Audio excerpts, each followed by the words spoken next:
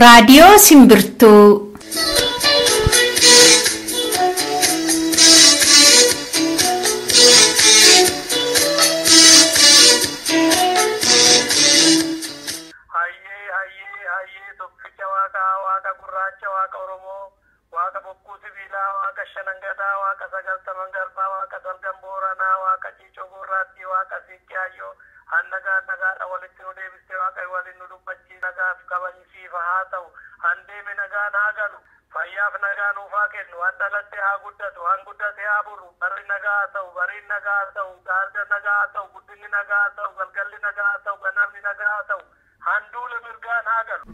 Oromiyaa keessas haa ta'u biyyaan baateessanii kanneen sa'aatii kanatti qophii simbirtuu caqasuudhaaf nu eegaa jirtan nagaan keenya bakka jirtanitti dambalii qilleensarraan isin haa ga'u jennaa akkam nageenyi badhaadhaa. Kun raadiyoo simbirtuu irraa kaasanii darbu qophii keenya kan bitootessa 26 bara 2015ti. Qophii keenya irraa oduudhaan tokko jennee eegallee kurfii tokko gurra simbuufna ka Imalaa. Qophii Imalaa har'aa keessatti kan isin dhageessifnu haala yeroo irratti ta'a. Dippiloomaata mootummaa Itoophiyaa biyya Swiidinii wajjiniin gaafiif deebii haala yeroo irratti kan eegalle kutaa lammaffaa isaa har'a qabannee dhiyaannu. Hanqina yeroo irraa kan ka'e torbee dhufutti bulchanneerraa isaaf of qolchiisiin gaafanna dhaggeeffattoota keenya qophii simboos immoo hin qabnu. Kanaafis dhiifama jennerra deebinee amma xumuraatti akka nu waliin turtanii fi qophii keenya irraas akka waa hubattan akka ittis gammaddan abdii qabna. Amma kan dursu oduudha.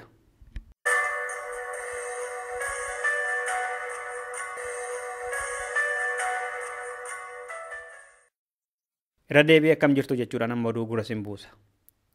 Giddugalli aadaa Oromoo Finfinnee keessatti ijaaramee roobii kaleessaa eebbifame. Galmi aadaa seenaa fi eenyummaa Oromoo calaqqisiisu kun lafa heektaaraa 40,000 irrattidha kan inni ijaarame. Giddugalli kun kutaa kitaabaa, kutaa qorannoo, kutaa tiyaatiraa, kutaa hambaalee seenaa, galma walga'ii fi kan biroos of keessaa kan qabudha. Lafa gosti Oromoo galaanii fi abbichuun irratti jiraataa turan booda garuu minilikiitii weerarame sana irratti giddugala aadaa Oromoo kana ijaaruun wanta gaariidha warri jedhan Oromoon hedduudha. Eebbisaa jala bultii guyyaa hundeeffama dhaabbata dimokiraasummaa uummata Oromoo 25ffaa irratti ta'uunsaa garuu dhaabbanni kun ayyaana kana olola filannoo siyaasaatiif oolfataa jira jedhanii warri komatanis akkasuma danuudha. Bakkoota fincila diddaa gabrummaa mootummaa Itoophiyaa irratti yeroo ammaa deemaa jira jedhamu irratti Oromiyaa keessatti jiraattonni tajaajila bishaanii fi ibsaa dhorkatamaa jiru jedhame. Baatii bitootessaa kana keessa fincila diddaa gabrummaa hanga baadiyyaatti bu'eera. Naannoleen jedhaman Wallagga Bahaa, naannoo magaalaa Qeellootti bishaan dhugaatii fi tajaajilli ibsaa akkasumas godina Shawaa Kibba Dhiyaa magaalaa Busaa, magaalaa Tajii fi Diilallaafaatti bishaan dhugaatii fi jallisi dhibeeraa jedha oduun nu ga'e. Guutummaa biyyattii keessatti immoo tajaajilli bilbilaa fi intarneetaa hedduu to'atamaa jira. Addatti immoo wixata darbeerraa kaasee Finfinnee fi guutummaa Oromiyaatti akkasumas magaalota gurguddoo Impaarittii keessatti bilbillii fi intarneetiin yeroo hedduu tajaajila kennaa hin jiru jedha oduun dhaabbata telekominikeeshinii Itoophiyaa keessaa lo'ee harka simbirtuu ga'e. Kunis sagalee namoota waraabuu, iimeelii namoota dubbisuu fi filannoodhaaf jedhee sodaa qaburraati mootummaan wanta godaa jirudha jedha oduun achi keessaa nu ga'e kun. Siidaan Calangoo gaafa eebbifame Oromoonni mootummaa Itoophiyaa isa amma bulchaa jiruun ajjeefamanis siidaa biraan akka dhaabbatu jechuudhaan gaafatame.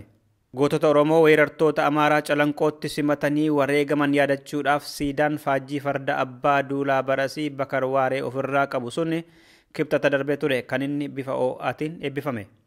Guyyaa kana Oromoonni sirnicha irratti argaman gariin qondaalota achirratti argamaniitiin kan isin ajjeeftan siidaan akka dhaabbatuu fi barbaanna jechuudhaan isaan gaafataniiru jedhanii maddi simbirtuu achirra turan.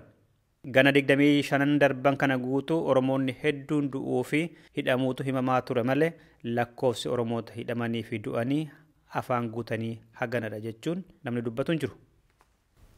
Dhumaratis guyyaan hundeeffama dhaabbata dimokiraasummaa uummata Oromoo naannolee hunda keessatti barana akka bifa haaraatti kabajamu jechuudhaan mootummaan federaalaa keessa ajaja dabarsuutu dhagahame. Kana milkeessuu keessattis guyyaan hundeeffama dhaabbata dimokiraasummaa uummata Oromoo 25ffaansaa naannoo Tigraayitti torbee darbe keessa addatitti kabajameera. Naannoon Amaaraattis dhimmi kun kabajamuudhaaf itti jiramaa jedhee maddi simbirtuu. Ayyaana kibxata darbe Adaamaatti kabajame irrattis uummanni Oromoo hedduun ergama jedhamee yaadamullee kan irratti argaman miseensota isaa fi deeggartoota qufaan lakkaa'amanidha jedhame. Magaalota Oromiyaa hundatti ayyaana dhaabbata dimokiraasummaa uummata Oromoo har'a kabajamaa oole kana akka isaan gadi bahanii kabajaniif jiraattota magaalaa fi baadiyyaatti karaa gandaa fi karaa waajjiroota ajajni irratti darbeera. Sabaa himaaleen Oromiyaas ayyaana kana yeroo gabaasan Oromoo fi Oromiyaan dimokiraasii guddinaa fi bulchiinsa gaarii dhaabbata dimokiraasummaa uummata Oromootiin akka argataa jiran dhaadessuun dirqama isaanii ta'uu isaanitti himameera. Dhaggeeffattoota keenya oduu namaaf qabnu kanumadha. Sirba kanaan gara qophii imalaatti dabarra.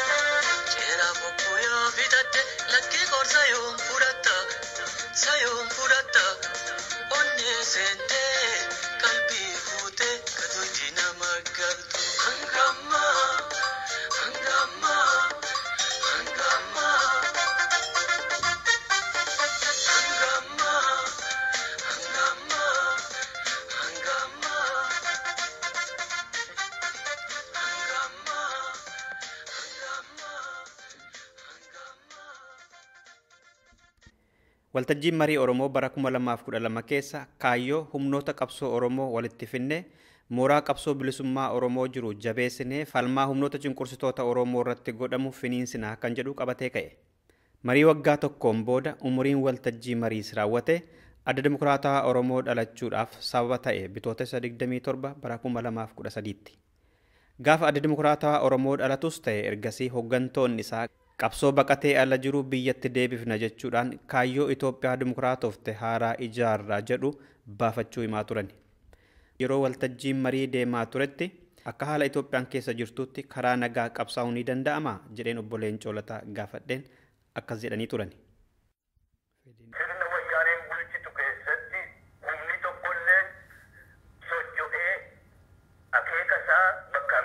Kun haadhan isa 22 anaaf ifaadha. Achi keessatti homtuu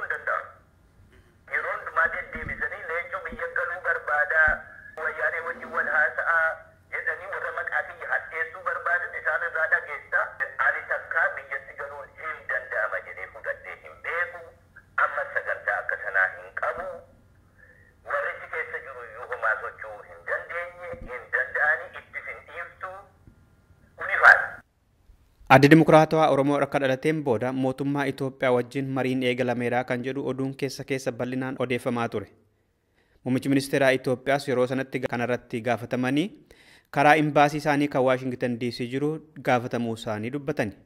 Obbo Leencoo Lataa dabalatee hooggantoonni dhaabichaa immoo imbaasii Itoophiyaa hin dubbifne kan jedhu sabaa himaaleetti himanii booda. Boodarra immoo raadiyoo sagalee Ameerikaa fi Jarmaniitti fedhii galuu akka qaban ibsani. Dhiheenyuma kana baatii muraasaan dura Obbo Leencoo Lataa biyya galanii karaa nagaa qabsaa'uudhaaf mootummaa Itoophiyaatti gaaffii dhiyeeffatanii deebii tolee fi lakki jedhu garuu dhabuu himani. Ta'us dhaabni isaanii biyyatti deemanii karaa nagaa qabsaa'uudhaaf akka murteeffatan addeessani. Akkuma jedhanitti bitootessa 19 bara 2015 jilli tokko kan Obbo Leencoo Lataatiin dursu nagaatiin biyya galeeraa akka jedhu dubbii himaa dhaabichaa katan Obbo Leencoo Baatii OMN'tti himani. Dhugaadhaa jilli adda Dimokiraataa Oromootiin hoogganamu jaalli Leencoo Lataa hayyuu Oromoo, beekamaa Oromoo, qabsaa Oromoo uummata keenya mirga isaa gonfachiisuudhaaf qabsoo kana dhalootatti aanutti dabarsuudhaaf ammaan kanatti jaalli Leencoo Lataa biyya itti dhalate biyya keenyatti nagaan gahee jira jechuudha. Mataan keenya galee sila kanaan dura ergine ture yaambood dura amma ergine jira. Kanaafuu addi Dimokiraataa Oromoo jaalli Leencoo Lataatiin hoogganamu nagaan biyya gahee jira. Nagaan qilleensaaf hafuura yoo xiqqaate uummata keenya hiyyeessa sanis ta'u ijaan arguudhaaf carraa argatee jira. Guyyaa tokkoon booda gaafa bitootessa 21 bara 2015 immoo ajajaa tikaa humna Itoophiyaa akka ta'an Obbo Getaachoo Asaffaa Obbo Leencoo Lataa sa'a 24 keessatti Finfinnee akka gadhiisanii bahan ajajuutu dhagahame. Bilbilaan kanarratti hoogganoota adda Dimokiraatawaa Oromoo dubbisuudhaaf kan yaalle hanga sagantaan kun qophaa'etti nuuf hin milkoofne. Ta'us gaafa bitootessa 22 bara 2015 yaaliin qabsoo karaa nagaadhaaf godhame mootummaan Itoophiyaa waanta diddeef ammaaf akka hin milkoofne jilli biyya galee tures Awurooppaatti deebi'uu ibsa karaa marsariitii isaa baaseen beeksise addi Dimokiraatawaa Oromoo. Kanarratti mootummaan Itoophiyaas gama isaatiin waanta jedheeruun dhaga'amne. Dubbii himaa mootummicha Buluumbergitti galuu Obbo Leencoo fa'aa wanti hin beekuun jiru kan jedhanidha. Dubbii Obbo Leencoo Lataa fi addi Dimokiraatawaa Oromoo Finfinnee galanii fi bahanii kanarratti keessummaa qabna har'a. Hayyuu falaasamaa akka ta'an Dr. Alamaayyoo Birruuti. Dr. Alamaayyoo Birruu ni beektu. Maarii dhaggeeffattoota keenya qophii imalaa keenya har'a nu caqasaa tura. Dr. Alamaayyoo Birruu anaa dhufu. Bakka nagaa na eegdanii. Tole maariin keenya har'aa kan inni xiyyeeffatu waa'ee adda Dimokiraatawaa Oromooti. Biyya galaniiru, biyya bahaniiru kan jedhu kanarratti xiyyeeffata. Wantoota tokko kaafna. Mee akkuma jedhame, akkuma hawwame otoo hayyama argatanii mootummaarraa biyya galanii qabsoo keessatti hirmaataniiru ta'e yoo cime bu'aa inni fiduu danda'u Oromoodhaaf maal ture? Yoo immoo hayyama argatanii galaniiru ta'e qabsoo Oromoo keessatti yookaan immoo uummata Oromoodhaaf balaa inni fiduu danda'u yoo hammaate maal ta'uu danda'a jechuun danda'ama ture toosarraa kaane Dr. Alamaayyoo. Gaaffii ulfaataa kun egaa maaliif yoo ta'e irratti hundaa'e egaa oo biyyattitu galaniiru ta'e yoo jennu haala maaliin galaniiru yoo ta'e isa jiru sana duukaa hojjetu ta'edha deebisuudhaaf nama qanaa ture. Jechuun koo amma filannoo keessa qooda fudhachuudhaa fi galuu dandeessu jedhamamu humna haaraa akka haaraatti ijaarra jedhame galummoo haala maaliidhaan kondiishinii maaliidhaan galanii yoo ta'e maal gochuu danda'u ture isa jiru san akka deebisuu danda'aman achi fakkaata. Akka amma mootummaa jiru kanatti yoo ta'e filannoo haafi'a filannoo keessatti qooda fudhachuu haafi'a ta'uu danda'a jedhanii an fudhadha.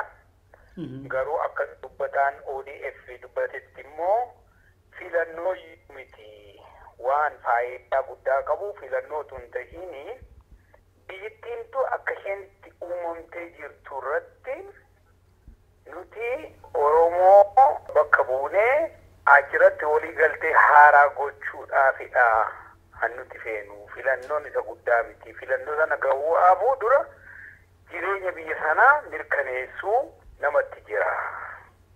Walabummaa biyya sanaa fudhachuu taphatti jira. Kun immoo walii galtee irratti hundaa'a jedhee dubbate. Inni kun baay'ee gaaffii hundee qabudha. Isa kana yeroo adda bilisummaa Oromoo 91tti kana gochuu yaalame haa gufatu malee amma lammata chaansiin hambiraa akka argamu hango dubbateen atti fakkaata. Edda mootummaan kun ijaaramee hidda godhatee humna hirree godhatee edda bushii qabe hayyamuu orkuu edda godhatti waan ulfaataa akkasiidhaaf iyyuu galuu dandeenya jedhee dubbatee na ajaa'ibsiiseera. Haala kanaan yoo ta'e egaa biyyattii mayyuu hundi ishee waan jijjiiruu waan ta'eef qoonni ODF silaa guddaa ta'uu danda'a jecha. Isaa asitti immoo biyya keessa galanii qabsoo uummata of jalatti hiriirsanii filannoo aafidha hoo ta'e immoo inni kunis mootummaa wayyaaneedhaaf akka of ajjeesu akka soosaayiitiitti fudhadhaa hin ayyaamamaa ta'uu danda'u. Maaliif jaarmolii piroofaayilii guddaa hin qabaanne biyya kana keessa jiranii akka waa tokko bir'atanii ofirraa hojjechiisuu hin hidhuu hin gidiruu an akka alaabaa adda bilisummaa Oromoo qabatee galu onnee namaa anti kaasuu danda'u dargaggeessa jalatti hiriirsuu kan danda'u afaan nama qabu nama akka gaariitti dubbatu beekumsa qabu muuxannoo qabsoo dheeraa qabu akka inni colataa of dura buusee hoo deeme mootummaa sana sochoosuu uummata haamlee laattee sochoosuu hin danda'a jedhee yaada. Kanaaf karaa bu'aansaa guddaa ta'uu danda'a. Karaa biraa immoo booru rukkutamuu waan harkaa waan hin qabne booru rukkutamee immoo deebee daaraa ta'uu waan danda'u waan ta'eef isa hundee qabeessa qabsoo adeemsisuu danda'u waan akka adda bilisummaa Oromoo dadhabsiisuu danda'a jedheen fudhadha. Dhibba akkasii qabaachuu danda'a. Kanaaf waan akkasii kun utuu akkas ta'ee jedhanii yoo dubbatan waan ta'eef akka bal'aatti dubbachuu danda'ama. Kondiishinii isaatu barame garuu akkasinatti fakkaata. Mootummaan galaa jedheera yoo ta'e achi ga'ee maaliif immoo bahaa jedha laata? Galaa jedhee immoo bahaa jechuun kun maalirraa madda yookaan immoo jaarmiyaamti addoon kunis nan gala jechuunsaa maal abdateetu ta'a? Otoo mootummaarraa hayyaman argatiin durumayyuu yoo hayyama malee achi seenera ta'e Finfinnee. Kana beekuu baay'ee na rakkisanaani garuu immoo waan dubbatamaa ture waan godhamaa ture irraa kaane dubbanne Neenjolota mataasaatti tungalliin dura gaafannee dubbii waliin dubbannaan jedhamee waadannuu galameera. Dubbiin kun garuu oolee bule lafa taa'ee. Kanaaf akka tattamaan nuuf ta'u gaafannee hin dhufna nuti dhufnee dubbii isaa kaasna jennaan hin dhufiinaa nuun hin jenne. Koottaa nuun hin jenne garuu immoo hin dhufiinaa nuun hin jenne. Kanaaf yuunilaateraal itti adeemne deemne jedhee dubbateera. Kana dubbataanii ODFs sana booda Cobaatiinis kana dubbateera. Kanaaf koottaa jedhanii waamaniiru jechuudhaaf nama rakkisaa jedheen fudhadha tokko kana. Inni lammataa kanaan duraa neencolataa biyyatti galeera jedhameeti akkasuma lafa jala oduun baay'atee odeessameeti Hayilamaariyaam Dassaaleny gaafatameenaan Hayilamaariyaam Dassaaleny maal jedhee ani kana waanan beeku hin qabu. Haa ta'u malee nuti abbaa fedhe duukaa dubbachuudhaaf qophii qabna.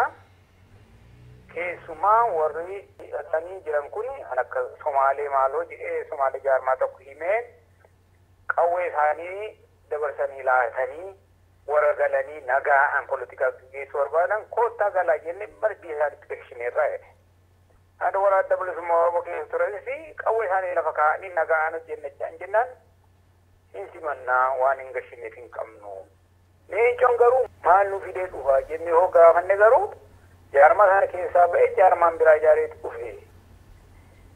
Jaarmaa isa hidhatte sana amma hin tuqnetti akka talaalaakitti ilaalamti. Kuni jaarmicha fidee hedduun ta'e ergamtuudha. Ergamtuu duukaammoo waan dubbannuu qabnu jedhee baay'ee arraba kan qabu tuffii guddaa kan qabuutiin dubbate. Kana kanarraa ka'ee hoggunu ba'u mootummaan koottaa jedhee waameeti deebisee isa godhachuudhaaf yookiin gurra gaggeessituudhaaf natti ulfaata. Haa ta'u malee wanti kun warra qorannoo keessa hojjetu warra seekuritii keessa hojjetutti beekani kana irratti komitii gochuu hin danda'u. Tarii Dimokiraatawaa Oromoo immoo humnoota biyya alaafaa abdateetuma maaliif duubaan kan odeeffamu biyyoonni kan akka Jarmanii, Noorweey, Neezerlaand, Ameerikaa jedhamanii wanta oduun kakka'aa tureef isaanuma abdatanii galaniitu moo ufumaadhuma hanfee balaan isaa dhufu balaa kana nan fudha jedhanii itti seenan fakkaata yoo tarii humna alaa kana dhibbaan jiraate maaliif callisan laata warri alaa kun immoo? Kanatu nama rakkisaa. Namni gam tokkooni namicha neencolataa ilaala ODF ni hokaasu. Namni kun nama seenaa dheeraa qabu qabsoo keessatti qooda guddaa qabu adda bilisummaa Oromoo keessatti nama adda qabu kaarimaa nama qabu nama dubbii beeku nama immoo sabboonaa ta'e beekumsa immoo nama baay'ee qabu. Kanarraa kan ka'e namni kuni waan hin taaneef kana hin godhu waatu jira malee jedhee akka shakkusaa godha nama yeroo hundaa. Kanaaf namni lapheensa rarra'ee ti'ataa ilaala malee irratti murannaa godhatee yerootti laphee tokko an itti loolerree hin qabu jedhanii fudhadhaa marraatti. Kanarraa kan ta'e. Garuu deddeebee waan mul'aturraa waan ta'e ilaalu takka karaa nama kanaa waan hojjetamu hojii ijoolleerree yerootti fakkaatu qaba jedheen fudhadha. Akkasitti waan hojjetamuufi mootummoota addunyaatu booda jira. Kan Ameerikaa, kan Noorwee, kan eessaatu booda jira jedha. Garuu mootummoonni kun booda jiraachuudhaafi nageenyi biyya sana gaaffii keessa hoo bu'e qofaan jira kana yaaddessuu danda'u. Yaaddessee isaan immoo jaarsummaadhaan yookiin hiddu galeessaan kan isaan gara Oromootti gara leencoorra goranii isaan jechuu danda'an waa diistabilizii godhu tokko biyya sana jeequmsarra kan buusu tokko madaala humnaa kan diigu tokko hoo jiraate jedheen an fudhata. Bakka kun hin jirretti jarri kun booda dhaabbatanii kana godhaa jedhanii han dubbataniif sababa hin qabanii. Isaaniif fedhii isaaniitti guuttachuudhaaf haalli isaanii mijaa'aa ta'a. Jedheen akkasii. Dhugaadhaa yeroo waan nagaa dubbatamu karaa oppoziishinootaa amma ta'e tokko gaa mootummaa jala warra hojjetan jaarmoliin adda addaa yaada kana utubuu danda'u kanatti jajjabeessuu danda'u. Kana hansaan go'an garuu mootummaa Itoophiyaa duukaas dubbatanii jedhanii ta'u. Kanaaf poolitikaa keessatti egaa saspeend warra raasuu yerootti bitachuun humni madaalu kaalkuleetii godhanii adeemuun kun waan jiruuf kana keessatti mootummoonni kunis qooda fudhachuudhaan qoodni sun garuu humna keenya kan dadhabsiisus ta'uu hin mala kan guddisuus ta'uu danda'a. Amma har'aatti garuu kan dadhabsiisu inni hojjetamaa ture jedhanii an fudhadha. Bara 1997 dadhabsiimaa Oromoo biyyatti yogguu jiru sana humnoonni kun keessa turan. Araarsituu, nagaa buustuu, tasgabbii buustuu kan isaan godhan adda bilisummaa Oromoo dagatee boodaan harka micciilanii qawwee irraa fudhatanii kan itti balleessanii ta'e. Kanaaf isaan booda jiru jechuun nagaan booda jira.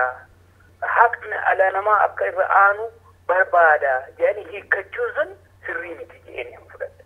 Garummaa ta'uu namni amma kanaa ka'u addunyaa biratti dhageettii waan qabu ilaalcha addunyaa gara isaatti harkisuu waan ta'uufi waan inni dhufu kana keessa faana bu'anii warri hubatan warri utuban jiraachuu hin malu. Inni kun garuu poolisii mootummaa geeddarsiisuu kan danda'udha jedhanii yaaduun xinnoo ishee olaalumaa ta'uu danda'a jedhanii fure. Seenaadhuma Oromoof Itoophiyaa dhaabuma siyaasaa ammas maqaa dhoftan ABOs humnoota Itoophiyaa bulchaa turan amma yoonaas kana waliin qabdanii ilaaltan.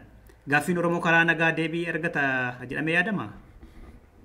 Gaaffii Oromoo qofaatti aangooma biyya sana keessatti hirmaachuun karaa nagaa argachuu hin danda'u. Jedhanii an fudhadhani karaa qo'aa fi mootummaan kun uumaa isaa tokkosidha. Akkanitti uumame akkanitti as ga'ee sana booda immoo akkamitti akka inni jiraatu. Sanyii irratti hundaa'ee sanyii isaatiin akka jiraatudha. Waa tokko hogguu dhufee sanyii isaa duguuguu irratti kan xiyyeeffatu isatti fakkaata. Hidda isaa kan buqqisamu isatti fakkaata. Kanarraa kan ka'e of keessatti opposition illee uumachuu hin danda'u. Yaada wal didurree uumachuu hin danda'u jecha sanyii irratti waan hundaa'eef. Kanarraa kan ka'e militarii keessaatii mootummaa kanarratti yeroo tokko kan ficcaru dhalachuu danda'a. Humni waliree yeroo tokkotti walloollee wal diiguu danda'a. Jedhaniillee kan abdatan hin qabu jecha. Jecha nama yeroo kaan maali'a? Uummanni soosaayitiin miidhaa kun gaafa inni sabdaa tokko keessa mootummaa bulchudha. Mootummaan yeroo hunda keessaan dhukaa.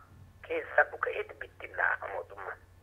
Inni kun akkas ta'uu hin danda'u. Maaliif yaada irratti, aayidiyoolojii irratti kan hundaa'e utuu hin taane kan sanyii irratti, lammii irratti kan hundaa'e. Guddaa walitti akkas jedhanii jiraachuurraa kan hundaa'e waan ta'eef sanyiidhaan wal qabateetii adeemu tokko keessatti konfliktii godhatare konfliktii sana konteenii gochaa inni ofirraa faccisaa jiraatu jecha. Uuma akkasii waan qabuuf karaa nagaa mootummaa kana aangoorraa buusuu yookiin geeddaruu inni jedhamu amma har'aattis argamee waan fakkaatu miti. Loojikiyaanis immoo waan yaaduu danda'amu tokko miti. Loojikii maanuu waan yaaduu danda'amu tokko miti. Utuu humna gadhiisee mootummaan kun maal ta'a? Uummanni maali'a ta'a? Biyya sanatti maaltu dhufuu danda'a jedhee namni taa'ee yaade itti amma dhumaatti aangoo isaaf loluun itti akka inni ta'e bira ga'uu danda'a jedhee karaa bu'aa. Gaariidha. Mee ammas isumarra jirra. Dubbii himaan adda dimokiraatawaa Oromoo obbo Leencoo Baatii gaafa Oromoo Miidiyaa Neetwoorkitti galuu obbo Leencoo fa'aa mirkaneessanii mirga Oromoo karaa nagaa biyya keessatti qabsaa'uudhaaf jillee pirezidantii Leencoo Lataatiin durfamu nagaan biyya dhaloota isaanii galaniiru jedhanii mirkaneessanii turan. Obbo Leencoonis qabsoo laafe kana biyya galchinaa qabsoo baqarraa qeetti deebisnaa jechaa dubbataa turan. Kan uummanni ta'u biyya faana gallee waliin taanaa jechaa turan. Amma erga biyya galaniiru ta'e kan uummanni ta'u sana akka ta'u maaliif hanqatanii moo isaan ta'uu barbaadaniitu mootummaa Itoophiyaatu akka uummanni ta'u faana hin taatanii yoo uummanni hidhames faana hin hidhamtanii yoo uummanni du'es faana hin duutanii isin jedhee dhiibee baase moo isa isaan jedhan sana maaliif hanqatan jettanii yaaddu wajjinuma hidhamnaa wajjinuma duunaa jedhanii dubbataa turan waan ta'eef jechuu barbaadeen. Inni egaa addannoodha. Inni addannoodha. Hawwiidha. Guugalamee uummaticha dhaabbatama kun yaannisaa jallataas miti. Kan argutti uummata ofii keessa garuu qabsoo biyyatti gashuudhaaf yaaluun yaaduma gaariidha. Maaliif qabsoon hidhannoo qabsoon lolaas yoo milkaa'e jaarmaan inni kaan inni irratti deemu uffata ta'eedha. Yaada akkasiirraa fagaachaa adeemta. Sunni dadhabaa ta'uu ammoo mala hambiraa ilaalachuurraa kan ka'e inni yaadni akkaniin kun dhaabbataa jedheen hin fudhanna. Egaa otoo galameera ta'e uummata sana keessa takkaa galeennaan uummatichi of jedhe hiriirse waan godhaa hanjawurraa hawwii akkasiirraa ufa. Garuu kana na dandeessisaa mootummaan kun yaadee bira ga'u akkamitti akka dadhabinaaf hin bal'anaaf. Maaliif kan akkas jedhaa? Amma har'a jaarmolii baay'eedha biyya kana keessatti boquu isaanii dhabsanii kan mootummaan jedhu fudhatanii seeraa fi maalii mootummaan yeroo tumus ofitti fudhatanii filannoo keessa galanii sagalee amma ta'e tokko nama lama nama sadii paarlaamaa keessatti jiraachuudhaaf warri hawwan warri mootummaa kana buqqisuutu hin ta'in akka jirutti jiraate achi keessatti garuu sagalee isaanii dhageessuudhaaf warri hawwan illee isaan sodaachiseettidha. Yeroo hundumaa mataa hidhaanii keessaa baasu. Nama amma Leencoo qabu. Nama uummata kana yeroo tokko adda bilisummaa Oromoo jecha Leencoo Lataa jecha uummanni akkasitti beeka. Nama amma kanaa ga'u ofitti gadhiisee uummata kana maaliif raasuu barbaada mootummaan kun nagaan utuu bulchuu danda'u. Kanaafuu nagashee uummata keessa nakaa'uu hin danda'u. Jedhee maaliif akka inni yaadu dadhabee an taa'ee yaadee naaf hin galu. Ani akka namaattis akka maalittis teenyee kanaan dura bu'aa ta'uun namni Leencoon hin galaa kanaan jiru arraba koorraa rifeensa haa buqqa'uun jedhee dubbadhan hin galu. Mootummaan kun nagaa antu jiraatu habasaa rakkoo ofitti hin harkisu jedhee yaaduu danda'a jedheen. Kanaaf amma bakka sana hin geenyetti ummatichaaf nan godha jedhanii dubbatan gochuu hin danda'anii jechuuf hin jee achi hin geenye jechuuf hin jee. Mootummaan Itoophiyaas galuu isaaniis bahuu isaaniis ibsan kennine mayoona dubbii himaa mootummaa Buluumbargitti quban qabu galuu isaanii kan jedhu dubbatee ture. Akkaataa itti bahanii eessaa akka bahanis adoon hin ibsine akka milkoofne qofa malee. Garuu yaada lamatu odeeffama. Obboleen Coonfaa buufatuma xiyyaaraa Boolee keessaayyuu gara magaalaatti hin baanee akkuma xiyyaarraa bu'aniin achuma keessatti turanii hayyama bahuu dhabaniitu achumaan deebifamanii kan jedhu jira.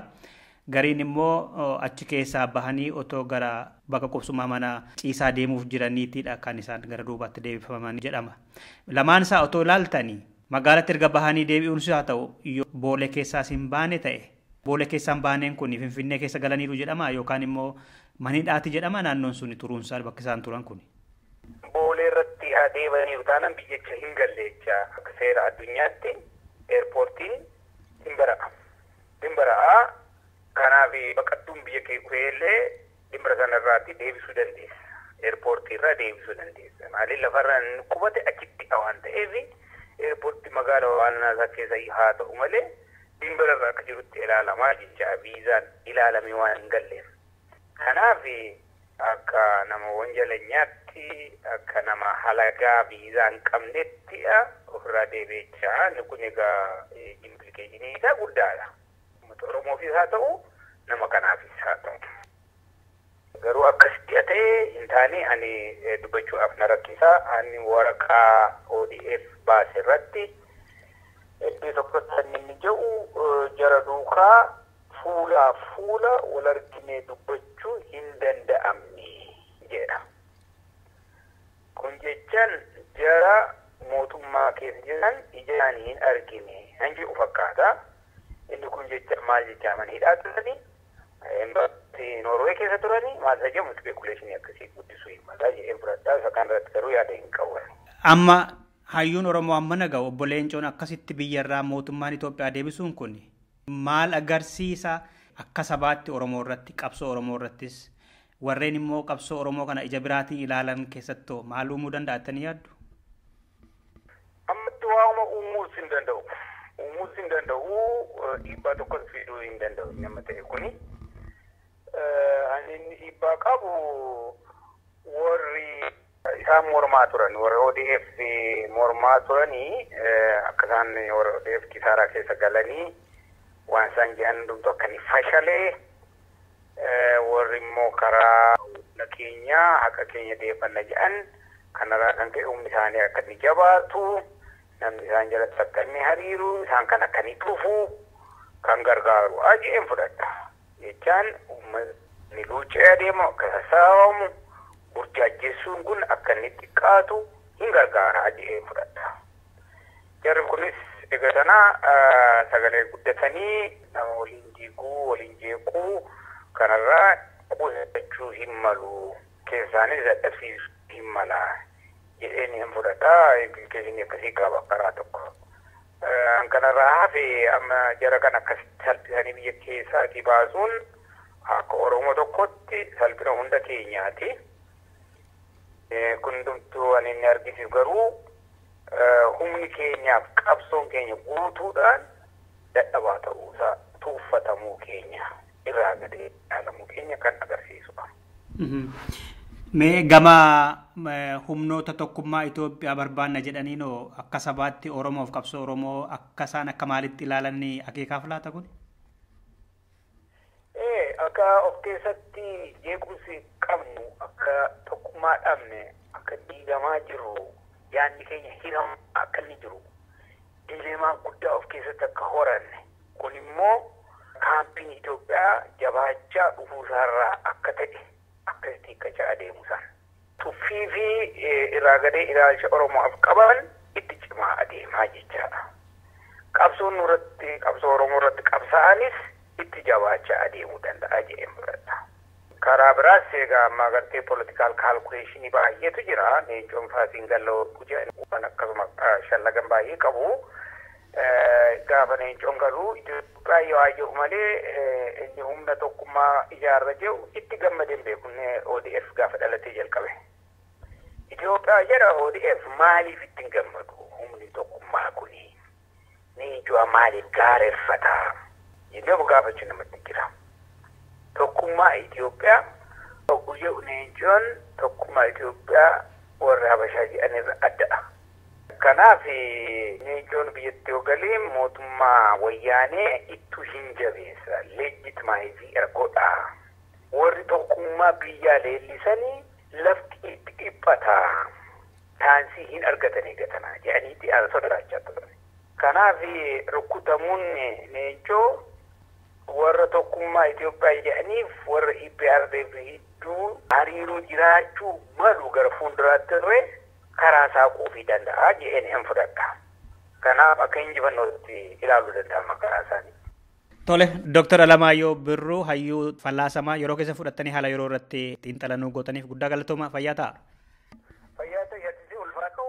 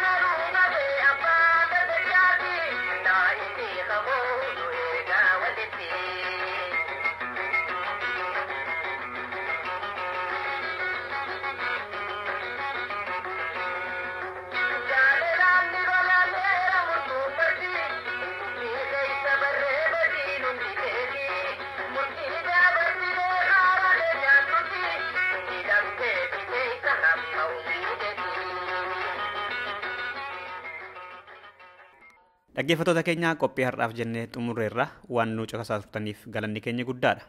Kun nama marsaa keenyas ilaalaa achirraan kanaan duraa yoo qooda fudhattan gahee guddaa taphachuu dandeessu jecha ammas irra deebinee galatooma. Sirba kanaan hanga torbeetti turtii gaarii akkasii ta'uu wineera. An Dassuu Dulaati.